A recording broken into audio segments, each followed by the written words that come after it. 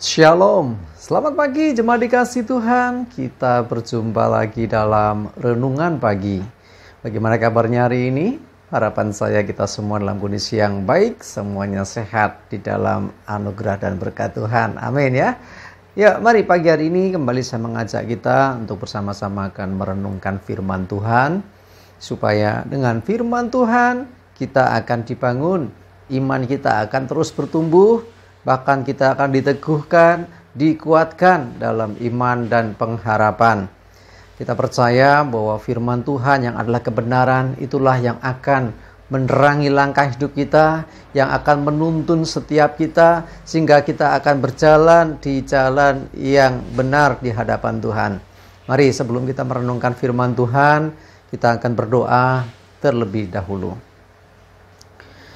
Bapa di surga, kami datang ke hadirat-Mu dengan menaikkan segala puji syukur kepada-Mu ya Tuhan. Sungguh kami mengucap syukur atas segala kebaikan Tuhan, rahmat, anugerah, dan segala berkat-Mu ya Tuhan. Bahkan penyertaan-Mu, juga pertolongan-Mu atas hidup kami. Pagi hari ini kami mau merenungkan firman-Mu. Mari Tuhan singkapkan, mari Tuhan Kau yang nyatakan kebenaran firman-Mu. Dan Roh Kudus urapilah kami semua, sehingga kami bisa menangkap setiap rema firman Tuhan bagi hidup kami.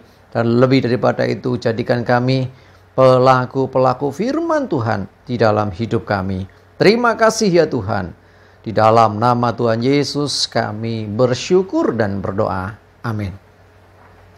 Mari jemaat dikasih Tuhan, bersama-sama kita akan buka Alkitab kita. Ya, renungan pagi hari ini sampaikan dari Kitab Wahyu 3 ayat 19. Saya bacakan. Barang siapa kukasihi, ia kutegur dan kuhajar. Sebab itu relakanlah hatimu dan bertobatlah. Kalau kita baca ayat ini tentunya kita mendapati satu statement yang keras sekali. Barang siapa kukasihi, siapapun yang dikasihi Tuhan akan ditegur. Saat kita melakukan hal yang mungkin menyimpang, ya kita melakukan hal yang tidak benar, akan ada teguran. Kita akan diajar, ya diberikan pengertian oleh Tuhan tentang mana yang baik, mana yang benar, dan mana yang salah ataupun yang tidak boleh dilakukan. Tetapi tidak hanya ditegur atau diajar saja. Dan kuhajar. Beda dengan kuajar ya. Kalau kuhajar itu berarti sampai kepada ada tindakan. Ada kalanya Tuhan menghajar orang-orang yang dikasih ini dengan berbagai macam situasi dan kondisi yang mungkin tidak nyaman, tidak enak. Yang namanya dihajar itu mesti tidak mengenakan. Seperti bayangan saya, seperti orang tua kadang memukul anaknya ya, tapi pukulan kasih. Bukan pukulan karena ingin menyakiti, bukan. Tetapi pukulan dengan tujuan menyadarkan. Ini bagian dari mendisiplin. Tuhan pun mendisiplin hidup kita. Ketika kita ini mungkin sudah ditegur, tidak juga berubah. Mungkin sudah dinasehati, ya, dikirim orang-orang, ya. Nasihat itu bisa datang dari mana saja kan. Tuhan pakai hamba-hamba Tuhan, Tuhan pakai juga teman, Tuhan pakai orang tua kita, Tuhan pakai teman kita, atau mungkin bahkan orang yang kita tidak kenal. Jadi siapapun bisa dipakai Tuhan untuk menegur, ya. Tetapi kalau itu juga tetap juga kita masih belum menyadari kesalahan itu, ada kalanya dikatakan kuhajar. Ini sangat-sangat tidak enak. Tetapi walaupun itu kesannya keras sekali, tujuan Tuhan adalah pertobatan.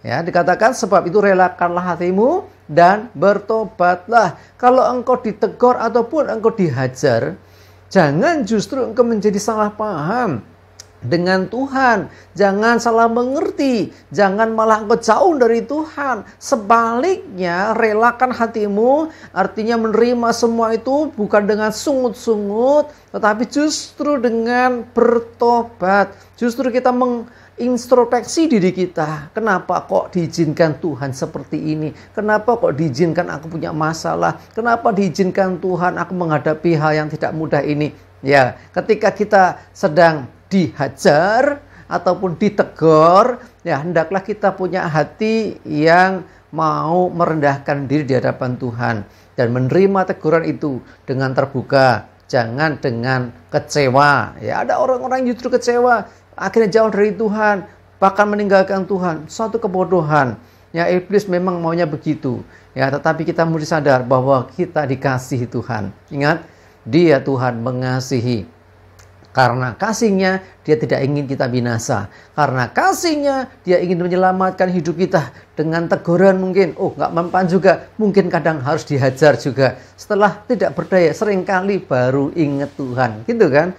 Orang kadang-kadang kalau sedang diberkati, sedang kondisinya baik-baik saja, bisa lupa dengan Tuhan. Kadang-kadang ketika dah mentok, dah nggak bisa apa-apa lagi, menyadari kelemahan, menyadari kekurangannya, keterbatasannya, baru ingat Tuhan. Ya, tujuan Tuhan menghajar di sini adalah seperti itu, mengingatkan seseorang untuk dia menyadari kesalahan dan bertobat. Artinya dengan mengakui kesalahan, memohon ampun kepada Tuhan, bahkan lebih lagi berpaling dari jalannya yang lama.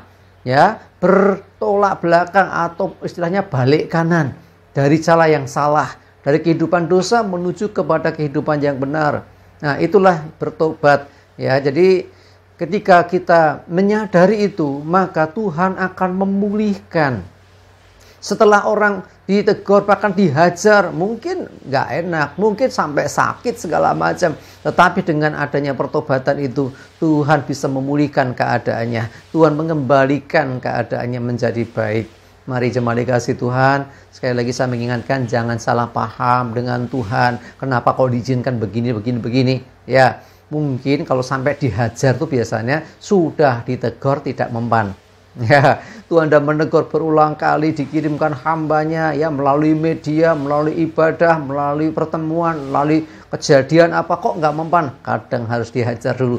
Ketika dihajar sadari, oh ya, ada yang tidak benar. Oh ya, aku punya kesalahan. Segera bertobat, minta ampun. Dan Tuhan sanggup memulihkan keadaan hidupmu. Sehingga engkau kembali lagi di jalan yang benar. Mari jemaat dikasih Tuhan, saya mengajak kita semua. Ya, apapun yang diizinkan Tuhan, baik teguran ataupun hajaran yang diizinkan, tujuannya baik dan jangan pernah salah paham. Amin. Kita berdoa. Tuhan, terima kasih. Kami bersyukur diingatkan firman-Mu pagi ini. Engkau begitu mengasihi kami, sehingga Engkau tidak membiarkan kami binasa karena kesalahan kami. Engkau tidak membiarkan kami semakin jatuh, semakin jauh dari kebenaran. Itulah Engkau akhirnya menegur kami. Ketika teguran itu belum bisa membuat kami berubah, maka Engkau menghajar. Kami tahu baik teguran ataupun hajaran itu tujuannya adalah pertobatan supaya kami tidak semakin tersesat jalan. Terima kasih Tuhan, kiranya Roh Kudus menolong kami mengerti dan juga melakukan kebenaran firman Tuhan dalam hidup kami.